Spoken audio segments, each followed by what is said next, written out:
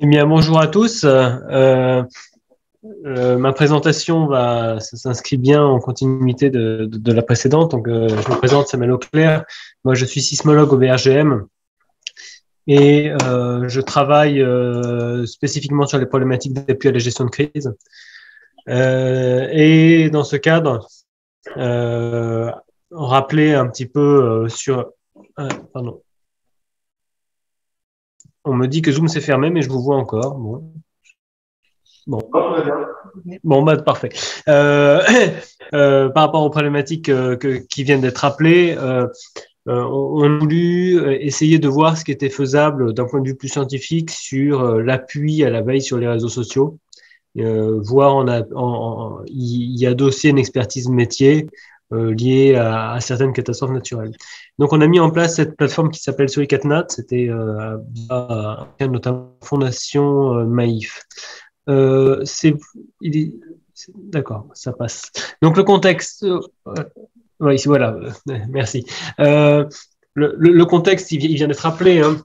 C'est d'une part la reconnaissance d'une expertise qui puisse être citoyenne. Ça, c'est quelque chose qui est également important, c'est-à-dire la prise de conscience que oui, on pouvait prendre en compte des informations qui venaient de l'extérieur et que celles-ci pouvaient avoir une certaine valeur modulo des process mis en place pour en vérifier la véracité. Et d'autre part, que les citoyens sont capteurs, c'est-à-dire qu'eux-mêmes, ils sont un peu partout sur le territoire.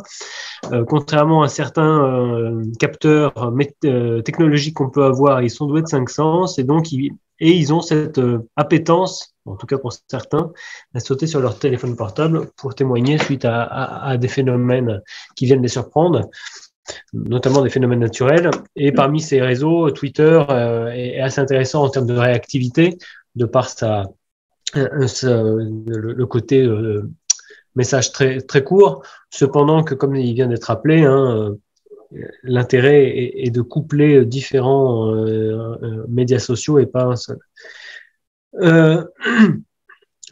Et par ailleurs, c'est vrai que lorsqu'il y a des phénomènes à cinétique très rapides, tels que les séismes, tels que certaines crues rapides, certaines tempêtes, on se rend bien compte qu'il y a une course à l'information pour essayer de prendre le pouls du terrain au plus rapidement possible, avoir une vision de ce qui se passe.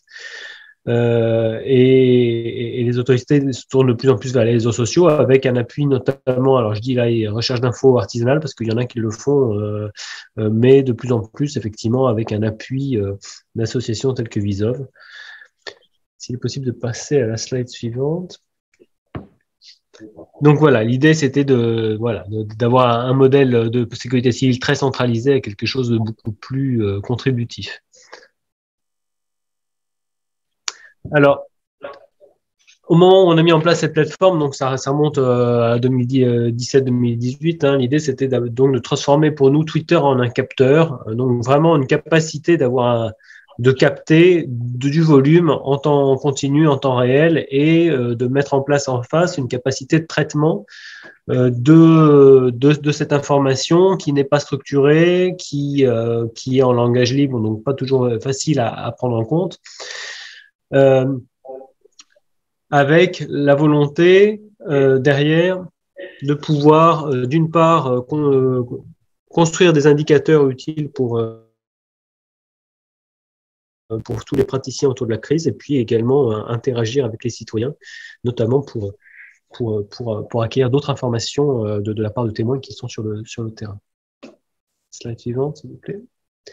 Alors, concrètement, les grands principes, ce qu'on fait, c'est que on est branché à l'API, donc c'est-à-dire le langage informatique qui nous permet de communiquer avec Twitter de manière automatique et pas juste derrière son écran via l'outil de recherche.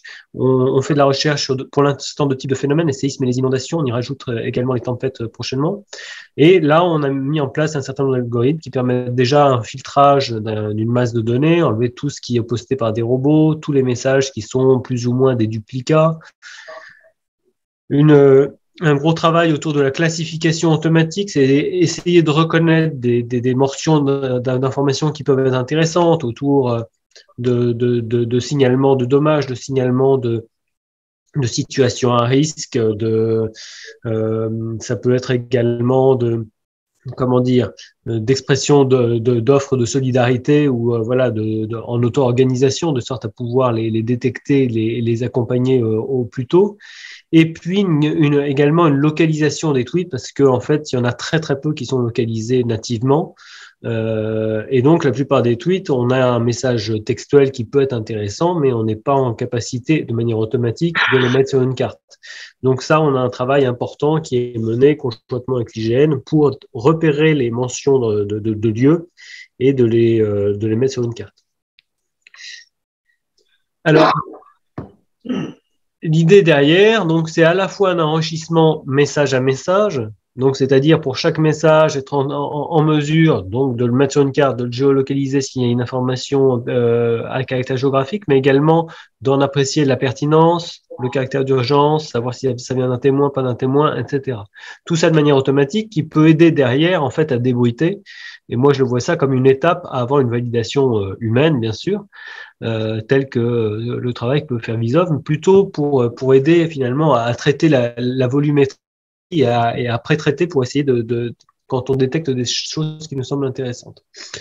On peut aller également sur la détection automatique. C'est notamment pas le cas pour le séisme. Alors la petite illustration en bas, en haut à droite illustre ce qui se passe. C'est-à-dire que quand on a quelque chose qui surprend du monde au même moment, à peu près au même endroit, eh bien, on vient rencontrer, si ce territoire est un territoire où on a un certain nombre d'utilisateurs, eh bien, on va avoir un pic d'activité plus ou moins marqué, plus ou moins facile à détecter, mais néanmoins, on peut caler des algorithmes de détection automatique de ces événements ou de ces incidents.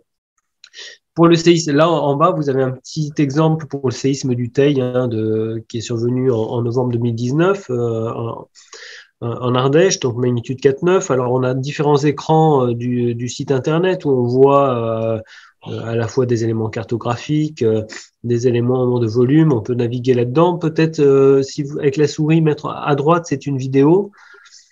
Juste, on peut mettre aussi depuis le site internet une animation, des tweets, comment ils sont repérés. On voit que juste après le séisme, alors ça, la vidéo ne part pas là. Médias non disponibles. Bon, tant pis. Moi, je l'ai chez moi. En fait, ce qu'on voit, c'est que juste après le séisme, on a une explosion de tweets vraiment juste autour de l'épicentre, ce qui renseigne bien, ce qui permet tout de suite d'apprécier un petit peu la zone, si ce n'est d'impact, tout du moins de ressenti, et déjà avoir une première idée globale. Donc ça, c'est pour des choses finalement assez brutes, sans analyse. Slide suivante, s'il vous plaît. Mais derrière, là, c'est plutôt... Alors, on va s'arrêter là. Je représente, pour toujours ce même séisme, le graphique représente le nombre de tweets captés par minute, traitant en gros de tremblements de terre et de certains termes autour de tremblements de terre. Donc, on voit qu'avant, et à l'horizontale, c'est le temps à partir du temps origine du séisme. Donc, tout ce qui est en temps négatif, c'est avant le séisme. Le temps zéro, c'est le temps du séisme. Donc, on voit qu'en gros, on capte très, très peu, pour ne pas dire pas, de tweets. Et puis, dès l'instant même où le séisme survient, on a une explosion du nombre de tweets qui parlent de séisme et on atteint un pic 2 minutes après. Ce qui est intéressant, c'est que si on regarde une vision cartographique à droite, je mets sur cette carte des croix là où il y a des tweets qui nous... On va s'arrêter. Non. Ne déroulez pas, s'il vous plaît. Je vais mettre des croix là où il y a des tweets qui géolocalisés en affichage brut. Et puis se dessine un cluster, donc en gros un périmètre qui va évoluer au cours du temps et qui est juste là c'est un algorithme qui est capable de détecter une double proximité spatiale et temporelle, et partant du postulat que si des gens parlent au même moment, au même endroit d'un thème qui n'est pas un thème usuel d'intérêt, c'est qu'a priori, ils vivent la même chose, ils parlent de la même chose, ici d'un séisme. Et ça nous permet finalement, en quelques minutes, on va le voir, d'avoir une idée assez précise de la zone d'extension de perception des ondes sismiques. Donc là, on peut dérouler. Voilà, donc on voit allez-y. Donc on voit que au fur et à mesure, et sans connaissance, aucune stop en sismologie, peut-être revenir sur celle. Voilà, au bout de 10 minutes, on a en fait une vision de la zone impactée par le séisme. Et ça correspond assez précisément à ce qui s'est passé en réalité. Donc, c'est voilà, juste une illustration de comment, en utilisant un réseau social, en le transformant en capteur, quelque part, on est capable derrière de caler des choses qui nous permettent si ce n'est une décision, en tout cas une compréhension de ce qui se passe sur le terrain, au-delà de la remontée très ponctuelle de messages dont on a du mal finalement à analyser le volume au fur et à mesure. Slide suivante. Donc voilà, là actuellement, le travail, via le site sur E4, quand il a été mis en place, il y avait deux volontés. D'une part, un appui à la gestion de crise, donc plutôt essayer d'aller vers de délivrer des web services pour pouvoir alimenter des outils métiers, des outils de cartographie de crise, des hyperviseurs, etc. Donc, typiquement, actuellement, on y travaille avec Predict Service, on va y travailler avec Météo France, et puis on va y travailler également avec un certain nombre de SDIS, ainsi que de métropoles. Mais derrière le site qui est accessible en ligne, sur ecatnat.fr, l'idée, c'est là, pour le coup, un site web plus grand public qui permet on va dire, une information rapide de manière plus ludique, parce que partant du postulat quand même que les risques naturels, c'est un sujet qui est un peu aride et qui n'intéresse pas tout le monde, et que c'est une manière de l'aborder sous un autre angle. Voilà, globalement. Voilà, donc je vous invite à consulter le site, sachant que le site est actuellement en ligne, c'est un site qui est un peu vieillissant et qu'une nouvelle version devrait arriver d'ici la fin de l'année. Je vous remercie. Je crois que c'était la dernière slide.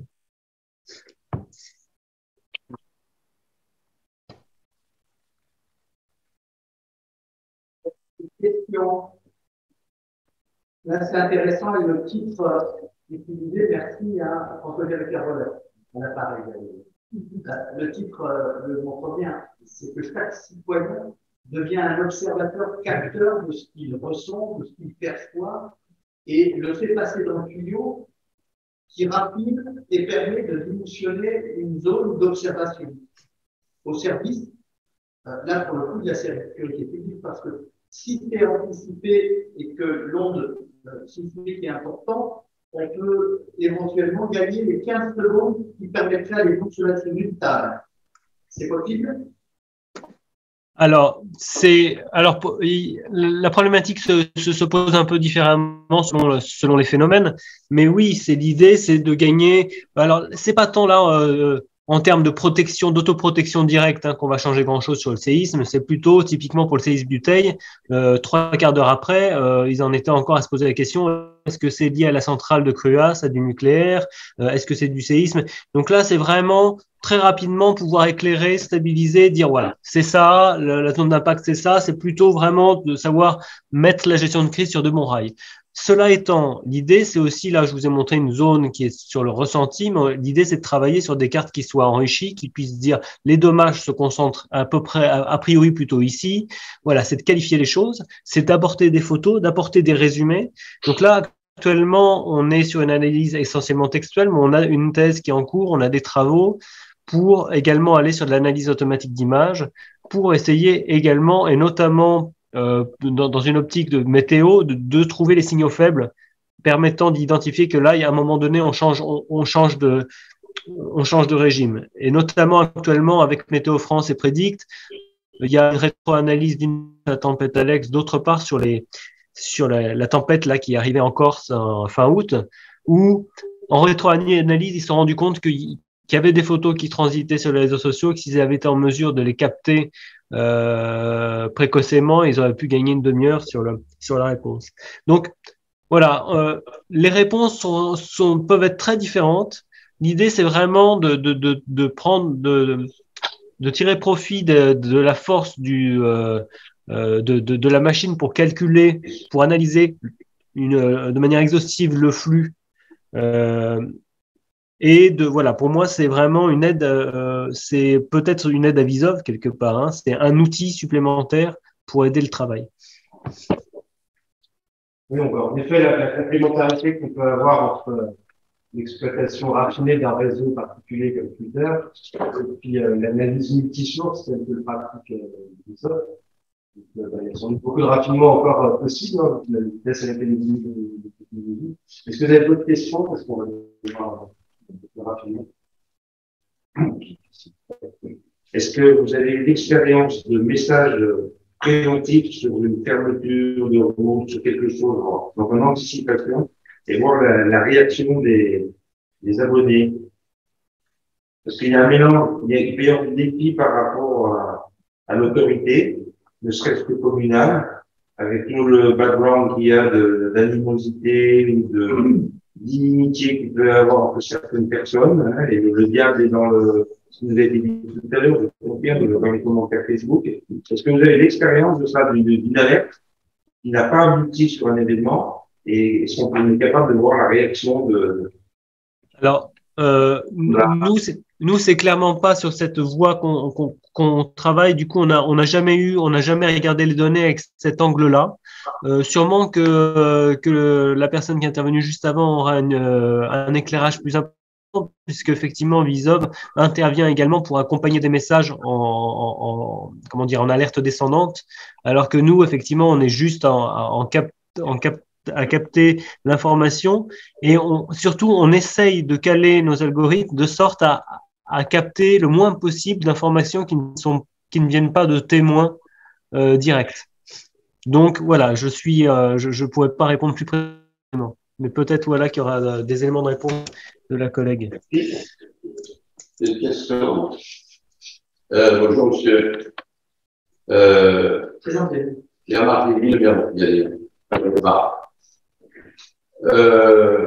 je ne critique absolument pas ce que vous faites, je trouve cette idée. Il faut savoir que le principe d'alerte, c'est le principe GALA, que nous sommes dans le marché de la Chamonix ou ailleurs, nous sommes de suite informés par le préfet et nous avons immédiatement les numéros de la cellule de police.